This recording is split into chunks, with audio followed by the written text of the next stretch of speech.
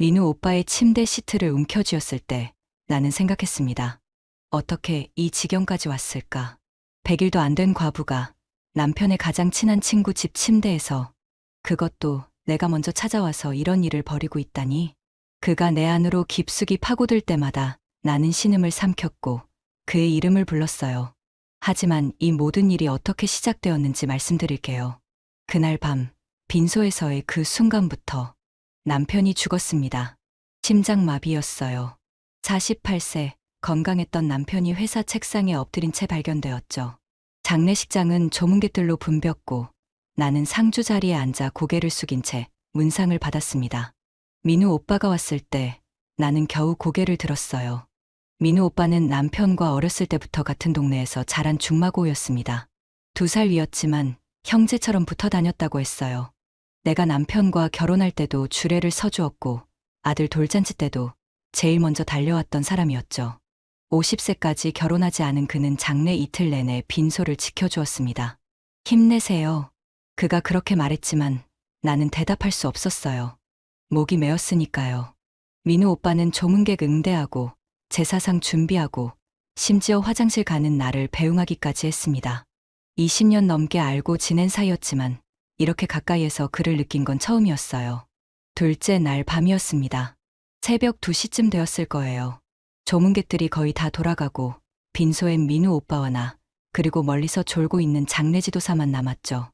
나는 영정 앞에 무릎을 꿇고 앉아 남편의 사진을 바라보았습니다. 이틀간 참았던 오열이 터져 나왔어요. 왜 나를 두고 갔어? 왜? 목이 쉴 정도로 울다가 나는 뒤로 쓰러지려 했습니다.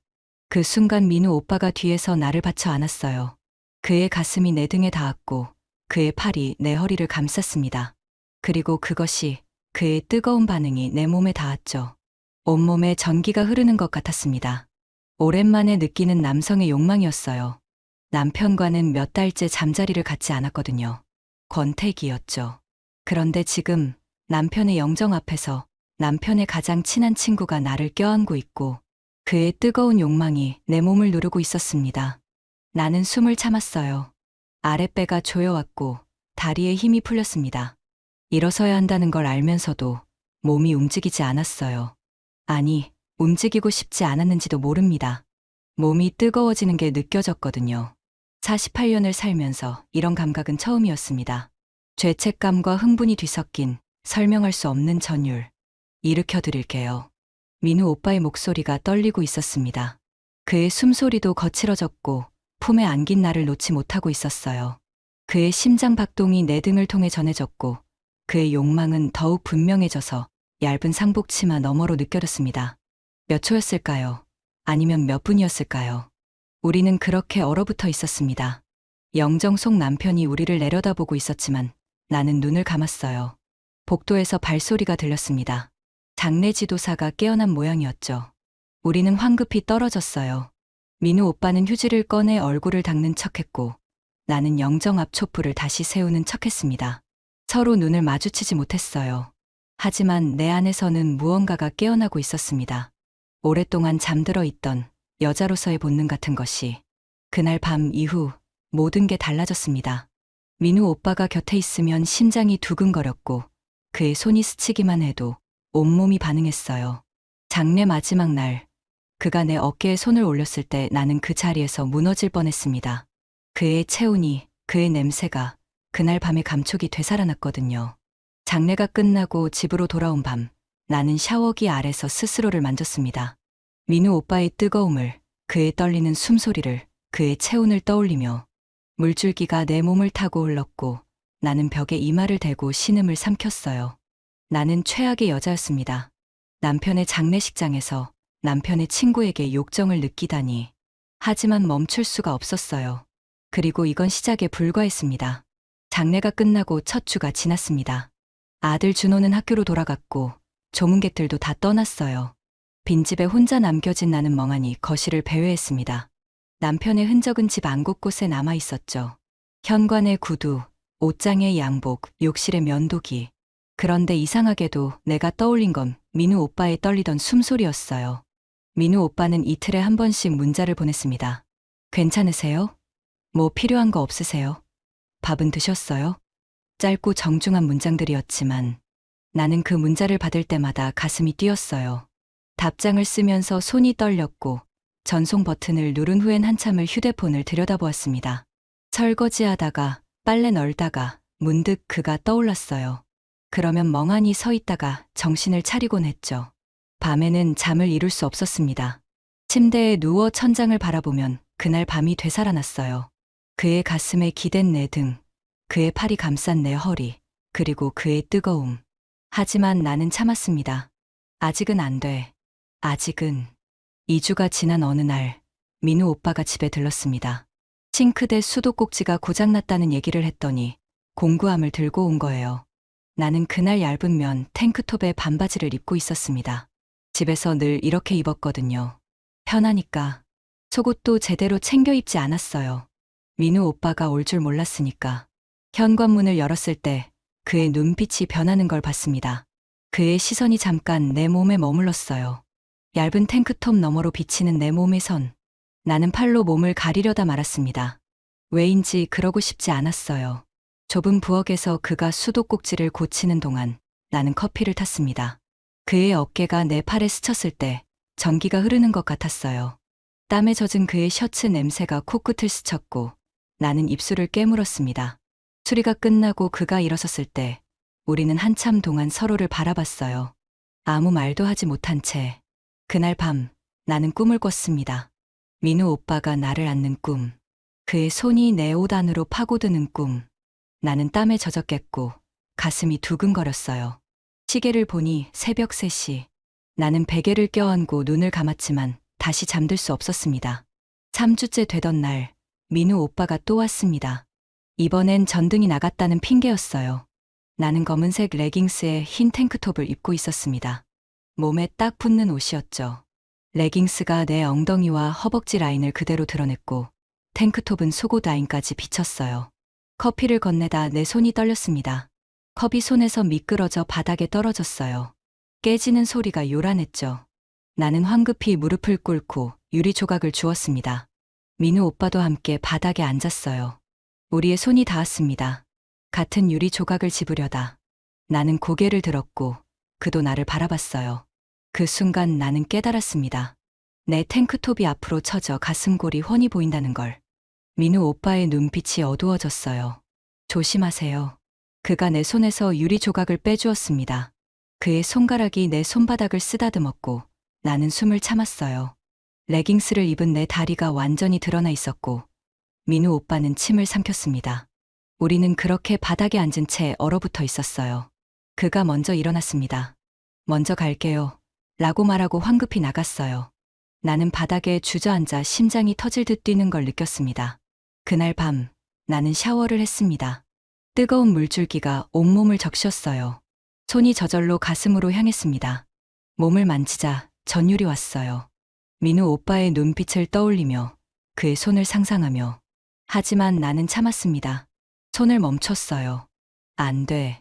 아직은 안 돼. 49제가 일주일 앞으로 다가왔습니다. 민우 오빠가 제사 음식 준비를 도와주러 왔어요. 나는 그날 앞트임이 있는 원피스를 입었습니다. 무릎 위로 올라오는 길이었죠. 걸을 때마다 트임 사이로 허벅지가 드러났어요. 냉장고에서 재료를 꺼내려고 몸을 숙였을 때 민우 오빠가 뒤에 서 있었습니다.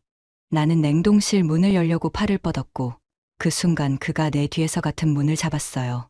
그의 몸이 완전히 내 등에 밀착됐습니다.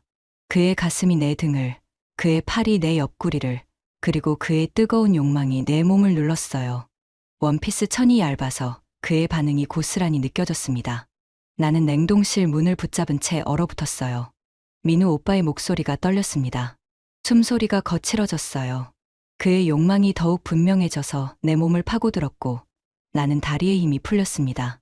아랫배가 조여왔어요. 몸이 뜨거워지는 게 느껴졌습니다. 미안해요. 민우 오빠가 황급히 떨어졌습니다.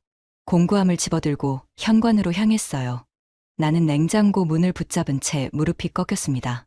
그날 밤 나는 더 이상 참을 수 없었습니다. 침대에 누워 원피스를 걷어올렸어요. 손이 내 몸을 따라 내려갔고 이미 뜨거워져 있었습니다.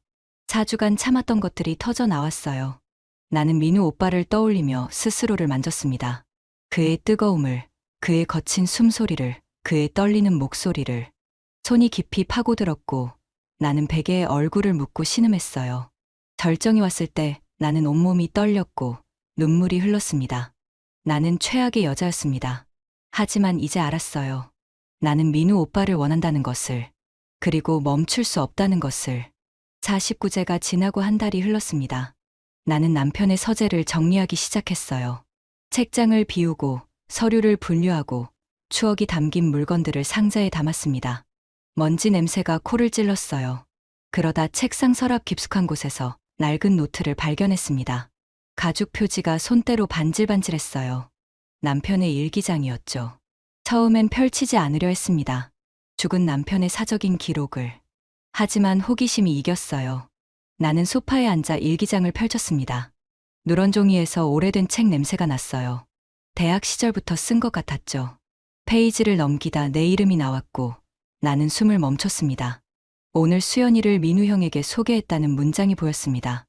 민우 형이 한눈에 반한 게 보이더라는 남편의 글씨. 하지만 자기가 먼저 좋아했으니 미안하다고 형이라고 쓰여 있었어요. 심장이 쿵 내려앉았습니다. 손이 떨려 글씨가 흔들려 보였어요. 다음 장을 넘겼습니다. 민우 형이 술 먹고 고백했다는 내용이었어요. 나를 좋아한다고, 동생이니까 양보하겠다고. 남편은 웃으며 안 돼, 내 여자야라고 말했다고 적었더군요. 민우 형이 울었다고. 일기장이 손에서 떨어졌습니다. 나는 입을 막았어요. 민우 오빠가 나를 대학생 때부터 좋아했다니.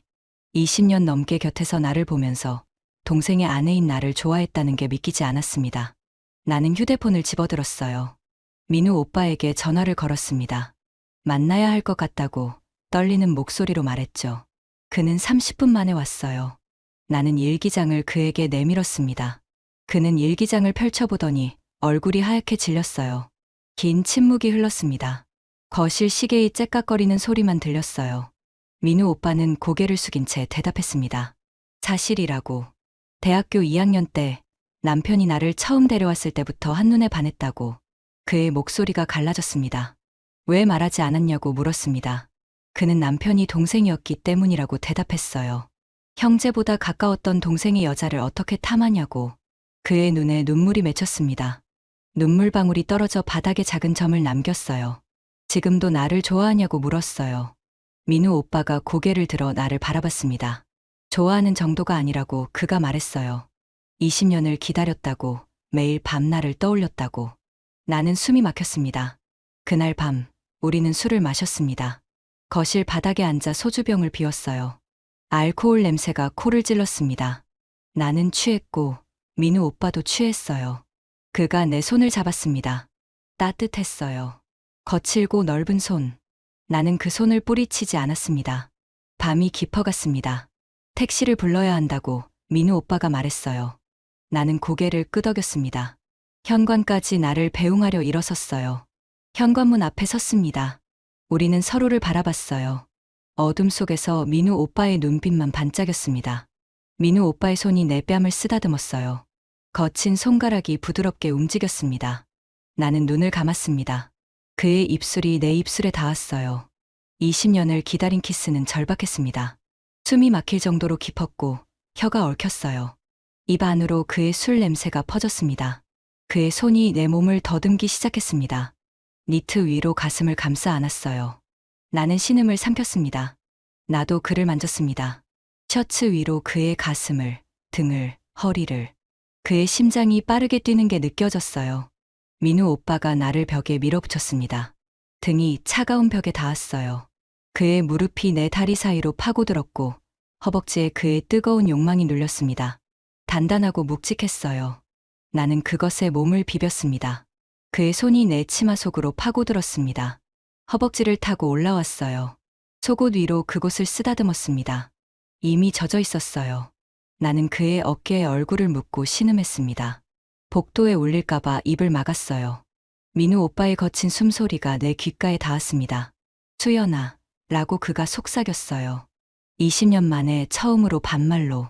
나는 그의 목을 껴안았습니다. 그의 손가락이 속옷을 밀어냈습니다.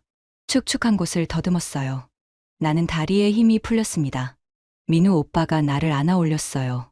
내 다리가 그의 허리를 감았습니다. 하지만 그 순간 아래층에서 문 여는 소리가 들렸습니다. 이웃이 귀가하는 소리. 나는 정신이 번쩍 들었어요. 여기는 복도였습니다. 민우 오빠의 집 현관 앞. 나는 그를 밀어냈습니다. 옷을 추스르며 계단 쪽으로 향했어요. 택시를 부르겠다고, 먼저 가겠다고 말했습니다. 민우 오빠가 내 이름을 불렀지만 나는 돌아보지 않았어요. 계단을 뛰어 내려갔습니다. 밖으로 나왔습니다. 차가운 밤 공기가 뺨을 때렸어요. 나는 떨리는 손으로 택시를 불렀습니다. 입술에 그의 맛이 남아 있었고 허벅지 사이는 여전히 축축했어요. 택시 안에서 창밖을 바라봤습니다. 빗방울이 유리창을 타고 흘렀어요. 손가락에 민우 오빠의 체온이 남아 있었습니다. 수연아, 20년을 기다렸어. 그의 절박한 목소리가 귓가에 맴돌았다. 나는 창문에 이마를 기댔다. 차가웠다. 하지만 몸 안의 열기는 식지 않았다. 현관문에서의 그날 이후 일주일이 지났습니다. 민우 오빠는 매일 문자를 보냈어요. 괜찮냐고, 보고 싶다고. 나는 답장을 짧게만 했습니다. 괜찮아요. 하지만 괜찮지 않았어요. 밤마다 그의 입술이 떠올랐고 그의 손길이 그리웠습니다. 100일이 지났습니다. 제사를 지내고 아들이 다시 학교로 돌아갔어요. 나는 혼자 남았습니다. 빈집에서 욕망과 죄책감 사이에서. 그날 저녁 나는 샤워를 하고 얇은 원피스를 입었습니다. 보디로션을 발라 피부가 촉촉했어요. 거울을 보며 입술에 연한 핑크색 립스틱을 발랐습니다. 손이 떨렸습니다. 나는 알고 있었어요. 내가 무엇을 하려는지. 민우 오빠의 집으로 차를 몰았습니다. 돌아가야 한다는 생각은 더 이상 들지 않았어요. 나는 그를 원했으니까. 초인종을 눌렀습니다. 문이 열렸어요. 민우 오빠가 서 있었습니다. 수연아. 그의 목소리가 떨렸어요. 나는 말했습니다. 그냥 한 번만 확인하고 싶어서 왔다고. 거짓말이었죠. 민우 오빠는 고개를 끄덕이며 나를 들여보냈어요. 그의 집에서 은은한 섬유유연제 냄새가 났습니다. 현관문이 닫혔습니다. 찰칵 하는 소리. 우리는 서로를 바라봤어요. 그리고 동시에 움직였습니다. 그의 입술이 내 입술을 찾았어요. 20년을 기다린 입맞춤은 절박했습니다. 옷이 벗겨지기 시작했어요. 원피스가 바닥에 떨어졌고 그의 셔츠가 벗겨졌습니다. 단추가 튕겨나가는 소리가 들렸어요. 수연아. 20년 만에 처음으로 반말로 내 이름을 불렀습니다. 우리는 침실까지 가지 못했어요. 소파에, 바닥에. 그의 손길은 타올랐습니다. 오랜만에 느끼는 남자의 욕망. 나는 신음을 참을 수 없었어요. 20년간 억눌렀던 그의 감정이 폭발하듯 쏟아졌습니다. 그리고 마침내 우리는 하나가 되었어요. 천천히, 조심스럽게. 오랜만이라 낯설었지만 동시에 너무나 자연스러웠습니다. 40대 후반의 성숙한 몸들이 얽혔어요. 젊었을 때처럼 격렬하진 않았지만 더 깊고 절실했습니다. 20년을 기다린 사랑, 금기를 넘은 욕망, 상실 후 찾아온 위로. 모든 게 뒤섞여 우리를 집어삼켰어요. 수연아, 수연아. 그가 내 이름을 부를 때마다 나는 눈물이 났습니다. 우리는 함께 절정에 도달했어요. 그의 품에서 나는 부서졌고 다시 만들어졌습니다. 한참을 그렇게 누워 있었습니다. 그의 심장 소리를 들으며 쿵쿵쿵. 땀에 젖은 몸이 서로 엉켜 있었어요. 이번엔 도망가지 않았습니다. 민우 오빠의 품에 안긴 채 눈을 감았어요. 밤이 깊어갔습니다. 민우 오빠가 나를 침대로 안아 옮겼어요. 깨끗한 시트 냄새가 났습니다. 이불을 덮어주고 내 옆에 누웠어요. 그의 품에서 나는 잠들었습니다. 아침에 눈을 떴을 때 그는 여전히 내 곁에 있었습니다. 자고 있는 그의 얼굴을 바라봤어요. 50년을 살면서 한 여자만 바라본 남자. 나를 위해 결혼도 하지 않은 남자. 그의 깊은 숨소리가 규칙적으로 들렸어요. 죄책감은 여전했습니다. 남편을 배신했다는 생각. 하지만 동시에 알았어요. 나는 민우 오빠를 원한다는 것을. 그리고 이제 멈출 수 없다는 것을. 그날 오후 민우 오빠가 나를 집까지 데려다 주었습니다.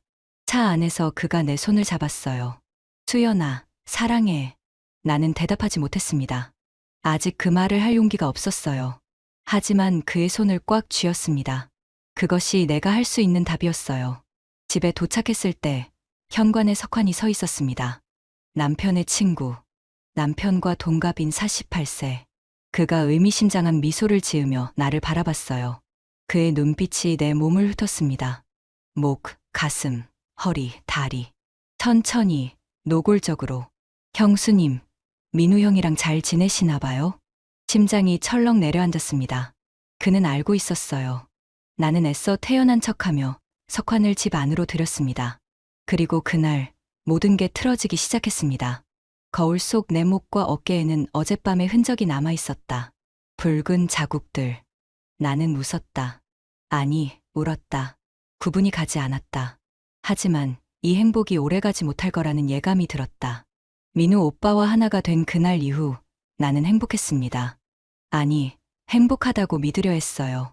죄책감은 여전했지만 그의 품에서만큼은 모든 게 괜찮을 것 같았습니다. 일주일이 지났어요. 민우 오빠는 매일 전화를 했고 우리는 이틀에 한 번씩 만났습니다. 조심스럽게, 아무도 모르게. 그의 집에서, 때로는 내 집에서. 100일도 지나지 않았는데 나는 이미 다른 남자와 사랑을 나누고 있었죠. 그날도 민우 오빠가 우리 집에 왔었습니다. 저녁을 함께 먹고 소파에 앉아 와인을 마셨어요. 그가 나를 안아주었고 나는 그의 품에 기댔습니다. 따뜻했어요. 현관까지 배웅을 나갔고 문 앞에서 긴 키스를 나눴습니다. 민우 오빠가 떠나고 1시간쯤 지났을 때 초인종이 울렸어요. 그가 뭘 두고 간 줄 알고 문을 열었습니다. 하지만 밖에 선 사람은 석환이었어요. 석환이 웃으며 괜찮냐고 물었습니다. 남편과 동갑인 48세. 남편의 대학 동기였죠. 나는 당황하며 그를 안으로 들였어요. 석환은 거실을 둘러보더니 소파에 앉았습니다. 와인 잔이 2개 놓여 있는 테이블을 보며 의미심장하게 웃었어요. 민우 오빠랑 잘 지내는 것 같다고 석환이 말했습니다. 심장이 철렁했어요. 나는 애써 태연한 척하며 그냥 저녁 먹고 갔다고 대답했습니다. 석환은 고개를 끄덕이며 커피를 청했어요. 부엌에서 커피를 내리는 동안 석환이 말했습니다. 민우 오빠를 조심하라고. 나는 손을 멈췄어요. 무슨 말이냐고 물었습니다. 석환이 한숨을 쉬었어요. 민우 오빠는 좋은 사람이지만 여자 문제는 좀 복잡하다고 했습니다. 커피 잔이 덜컹 소리를 냈어요. 내가 떨고 있었거든요. 거실로 돌아와 마주 앉았습니다. 석환이 커피를 한 모금 마시고 말했어요. 민우 오빠가 나를 대학 때부터 좋아했던 건 사실이라고. 근데 그게 다가 아니라고 했습니다. 무슨 뜻이냐고 물었어요. 석환이 나를 바라봤습니다. 민우 오빠는 50살까지 결혼을 안 했다고. 내 때문이라고 생각하냐고 물었어요. 아니라고. 결혼을 안 한 게 아니라 안 한 거라고. 왜냐면 여자가 너무 많았으니까라고 석환이 말했습니다. 숨이 막혔어요. 석환은 계속 말했습니다. 대학 때부터 민우 오빠는 여자를 엄청 바꿔가며 만났다고 했어요. 잘생기고 착하니까 여자들이 좋아했다고. 한 명이랑 6개월 이상 만난 적이 없다고 했습니다. 내가 남편이랑 결혼한 후에도요. 민우 오빠는 여자한테 질리면 바로 차버린다고 했어요. 새로운 여자를 만나고 30대 때도 40대 때도 계속 그랬다고. 민우 오빠 아파트에 여자들이 진짜 많이 드나들었다고 석환이 말했습니다. 나는 입술을 깨물었어요. 일기장의 내용이 떠올랐습니다. 민우 오빠가 나를 좋아했다는, 20년을 기다렸다는. 그게 다 거짓말이란 말인가요? 석환이 고개를 저었습니다. 좋아한 건 맞다고 했어요. 근데 나만 좋아한 건 아니라고. 민우 오빠는 여자를 좋아한다고, 그냥 여자라는 존재 자체를. 한 여자에게 정착하는 타입이 아니라고 말했습니다. 그럼 지금 나는 뭐냐고 물었어요. 목소리가 떨렸습니다. 석환이 미안하다는 표정을 지었어요. 혹시 민우 오빠가 지금 다른 여자도 만난다고 하면 믿겠냐고 석환이 물었습니다. 이번 주에도 봤다고 했어요. 30대쯤 되는 젊은 여자랑 민우 오빠 집에 들어가는 걸. 석환이 같은 단지에 산다고 했습니다. 심장이 멈추는 것 같았어요. 석환은 내 손을 잡았습니다. 따뜻했지만 불편했어요. 민우 오빠한테 직접 물어보라고 석환이 말했습니다. 지금 만나는 여자가 있냐고. 그런데 솔직하게 대답할 것 같냐고 물었어요. 나한테만큼은. 민우 오빠가 거짓말 못할 것 같냐고. 20년 넘게 숨기고 살았는데 라고 석환이 덧붙였습니다. 나는 고개를 돌렸어요. 창밖을 바라봤습니다. 빗방울이 유리창을 타고 흘렀어요. 석환이 일어서며 말했습니다. 자기도 민우 오빠가 행복했으면 좋겠다고. 근데 내가 상처받을까봐 걱정돼서 말하는 거라고. 민우 오빠는 좋은 사람이지만 여자한테만큼은 진심이 뭔지 모르는 사람이라고 했어요. 내가 특별하다고 생각하냐고 석환이 물었습니다. 글쎄, 민우 오빠가 지금까지 만난 여자들한테도 다 그렇게 말했을 거라고. 그렇게 말하고 석환은 나갔어요. 혼자 남았습니다. 거실에는 와인 잔 2개가 놓여 있었어요. 하나는 내 것, 하나는 민우 오빠 것. 나는 소파에 주저앉았습니다. 민우 오빠의 전화가 왔어요. 잘 들어갔냐고, 보고 싶다고. 나는 받지 않았습니다. 2번째 전화가 왔고, 3번째 전화가 왔어요. 나는 전화기를 꺼버렸습니다. 밤새 잠을 이루지 못했어요. 민우 오빠의 말들이 떠올랐습니다. 20년을 기다렸다고, 나만 바라봤다고. 그런데 만약 석환의 말이 사실이라면, 만약 나는 그냥 수많은 여자들 중 하나라면, 50살까지 왜 결혼을 안 했을까? 정말 나 때문이었을까? 아니면 석환 말대로 여자가 많아서 다음 날 민우 오빠가 우리 집에 왔어요. 초인종을 계속 눌렀습니다. 나는 문을 열지 않았어요. 그가 소리쳤습니다. 수연아, 무슨 일이야? 왜 전화를 안 받아? 나는 문 뒤에서 말했습니다. 오빠, 우리 그만 만나요. 긴 침묵이 흘렀어요. 민우 오빠가 물었습니다. 왜냐고, 무슨 일이 있었냐고. 그냥 이러면 안 될 것 같다고 나는 대답했어요. 남편한테 미안하다고. 거짓말이었습니다. 진짜 이유는 석환의 말 때문이었어요. 민우 오빠를 믿을 수 없었습니다. 수연아, 문 열어. 민우 오빠의 목소리가 떨렸어요. 나한테 화났으면 화내. 근데 이렇게 하지 마. 나는 대답하지 않았습니다. 한참을 그렇게 서 있었어요. 결국 민우 오빠가 돌아가는 발소리가 들렸습니다. 엘리베이터 버튼 누르는 소리, 문 열리는 소리, 닫히는 소리. 나는 그제야 문을 열었어요. 텅 빈 복도만 보였습니다. 바닥에 민우 오빠가 두고 간 쪽지가 있었어요. 수연아, 내가 뭘 잘못했는지 모르겠어. 근데 미안해. 언제든 전화해. 기다릴게. 라고 적혀 있었습니다. 쪽지를 구겨 쥐었습니다. 눈물이 났어요. 이게 맞는 건지 틀린 건지 알 수 없었습니다. 석 달이 지났습니다. 민우 오빠와 헤어진 지. 그동안 민우 오빠는 일주일에 한 번씩 문자를 보냈어요. 짧은 안부였습니다. 잘 지내냐고, 보고 싶다고. 나는 답장하지 않았어요. 하지만 문자는 지우지 못했습니다. 밤마다 그가 그리웠어요. 그의 품, 그의 목소리, 그의 따뜻함. 석환의 말을 믿으려 했지만 마음 한편에서는 의심이 들었습니다. 정말 민우 오빠가 그런 사람일까? 내가 아는 그가? 2달쯤 지났을 때 석환이 또 찾아왔습니다. 잘했다고, 내가 현명한 선택을 했다고 말했어요. 그러면서 내 어깨에 손을 올렸습니다. 따뜻한 손이었지만 불쾌했어요. 그의 눈빛이 내 몸을 훑었습니다. 목선, 쇄골, 가슴. 천천히. 나는 그의 손을 떨쳐냈습니다. 석환이 웃으며 말했어요. 민우 오빠는 또 다른 여자 만나던데 나도 이제 새로운 사람 만나는 게 어떻겠냐고. 자기가 소개해주겠다고. 그의 향수 냄새가 진했습니다. 석환이 돌아간 후 나는 거울을 바라봤습니다. 석환의 눈빛이 떠올랐어요. 그는 나를 여자로 봤습니다. 탐낼 만한 몸으로. 그리고 의심이 들기 시작했어요. 석환의 말이 정말 사실일까? 일주기가 다가왔습니다. 제사 준비를 하며 나는 결심했어요. 민우 오빠에게 직접 물어보겠다고. 더 이상 참을 수 없었습니다. 일주기 제사 날이었습니다. 시댁 식구들이 왔고 석환도 왔어요. 민우 오빠도 왔습니다. 우리는 눈도 마주치지 못했어요. 향 냄새가 집 안을 가득 채웠습니다. 민우 오빠는 수척해져 있었어요. 살이 많이 빠진 것 같았습니다. 눈 밑에 다크서클이 짙었어요. 제사를 지낼 때 그의 손이 떨리는 게 보였습니다. 제사를 지냈습니다. 민우 오빠가 절을 할 때 나는 그의 뒷모습을 바라봤어요. 재호야, 미안해라고 그가 중얼거리는 게 들렸습니다. 그의 어깨가 떨렸어요. 제사가 끝나고 사람들이 돌아갔습니다. 석환도 나갔어요.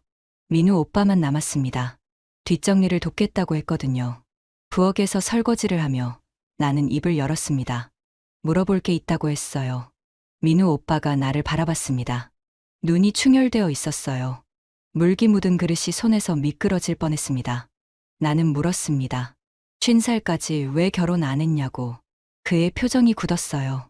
솔직하게 대답해달라고 했습니다. 정말 나만 바라봤냐고. 여자가 많았던 거 아니냐고. 내 목소리가 떨렸어요. 긴 침묵이 흘렀습니다. 수도꼭지에서 물 떨어지는 소리만 똑똑 들렸어요. 민우 오빠가 한숨을 쉬었습니다. 석환이가 뭐라고 했냐고 물었어요. 나는 대답하지 못했습니다. 그게 대답이었죠. 민우 오빠가 쓴웃음을 지으며 말했어요. 여자 많았다고 했냐고. 맞다고 했습니다. 여자 많았다고. 심장이 철렁 내려앉았습니다. 그가 계속 말했어요. 대학 때 소개팅 2번 나갔다고. 둘 다 2번째 만남은 없었다고 했습니다. 왜냐면 자기가 계속 나 얘기를 했대요. 그 여자들한테. 첫 만남에서부터 30대 때 회사 여직원이 고백했다고 합니다. 예쁘고 좋은 사람이었는데 거절했대요. 왜냐면 내 얼굴이 자꾸 떠올라서. 그 여직원 웃는 모습을 봐도 나만큼 따뜻하지 않았대요. 40대 땐 중매 몇 번 나갔다고 했어요. 엄마가 울면서 빌어서. 근데 다 안 됐대요. 왜냐면 자기 기준이 나였대요. 나만큼 웃는 여자, 나만큼 따뜻한 여자를 찾았다고. 50년간 그랬다고. 나는 그의 눈을 바라봤습니다. 거짓말을 하는 눈이 아니었어요. 맑고 솔직했습니다. 석환이가 아파트에 여자 드나든다고 했다는 내 말에 민우 오빠가 어이없다는 표정을 지었어요.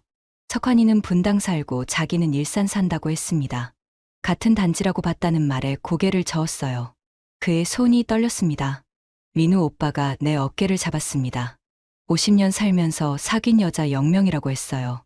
좋아한 여자도 1명, 나뿐이라고. 그의 체온이 내 어깨로 전해졌습니다. 왜 이제 와서 고백했냐는 내 물음에 대답했습니다. 남편이 살아있을 땐 못했대요.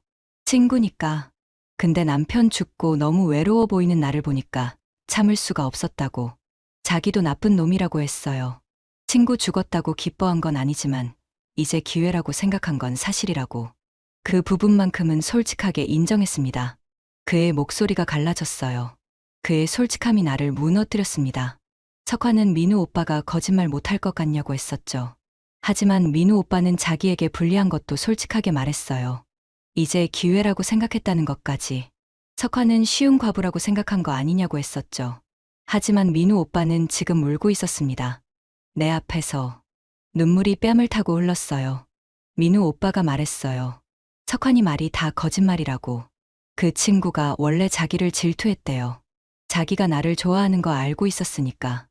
남편도 알았고 일기장에 썼으니까. 석환이도 알았대요. 근데 남편은 친구니까 자기를 이해했는데 석환이는 달랐다고 했습니다. 석환이는 나를 탐냈대요. 내 몸을, 내 얼굴을. 그래서 자기가 나랑 잘 되는 게 싫었다고. 민우 오빠의 주먹이 떨렸습니다. 나는 민우 오빠를 껴안았습니다. 미안하다고, 내가 바보였다고, 석환이 말을 믿었다고, 오빠를 의심했다고. 그의 셔츠에 얼굴을 묻었어요. 세제 냄새가 났습니다. 깨끗하고 포근한 냄새. 민우 오빠가 나를 꽉 안아주었어요. 괜찮다고, 자기도 이해한다고 했습니다. 과부가 된 지 얼마 안 됐는데 남편 친구가 달라붙으니까 의심할 만했다고. 그의 심장 박동이 느껴졌어요. 쿵쿵쿵. 빠르게 뛰고 있었습니다. 하지만 나는 알았습니다. 석환의 말은 교묘했어요. 증거 없이 의심만 심었죠. 민우 오빠의 말은 솔직했습니다. 불리한 것도 숨기지 않았어요. 나는 선택했습니다. 민우 오빠를 사랑한다고 말했어요. 처음으로 민우 오빠가 나를 더 꽉 껴안았습니다. 20년을 기다렸다고, 고맙다고 울먹였어요. 그의 눈물이 내 목에 떨어졌습니다. 뜨거웠어요. 우리는 한참을 그렇게 서 있었습니다. 부엌에서, 남편의 제사가 끝난 집에서. 싱크대 물소리만 졸졸 흘렀어요. 며칠 후 우리는 함께 남편의 묘를 찾았습니다. 손을 잡고 민우 오빠가 절을 했어요. 나도 절을 했습니다. 차가운 바람이 불었어요. 나무잎이 바스락거렸습니다. 묘지를 나서며 민우 오빠가 내 손을 꼭 잡았습니다. 이제 우리 이야기를 시작하자고 말했어요. 나는 고개를 끄덕였습니다. 그의 손은 여전히 따뜻했어요. 그의 손은 여전히 따뜻했고 나는 여전히 그 온기에 목말랐다. 이제 시작이다. 우리의 진짜 이야기. 죄책감은 여전했습니다. 아마 평생 갈 거예요. 하지만 이제 살아갈 용기가 생겼습니다. 48세, 과부, 남편의 친구와 사랑에 빠진 여자. 그게 나였어요.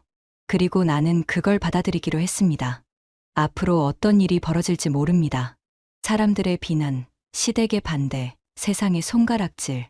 하지만 민우 오빠의 손을 잡고 있으면 견딜 수 있을 것 같았어요. 우리는 천천히 걸었습니다. 묘지를 벗어나 햇빛 아래로. 새로운 시작을 향해. 하늘은 맑았고 바람은 포근했어요.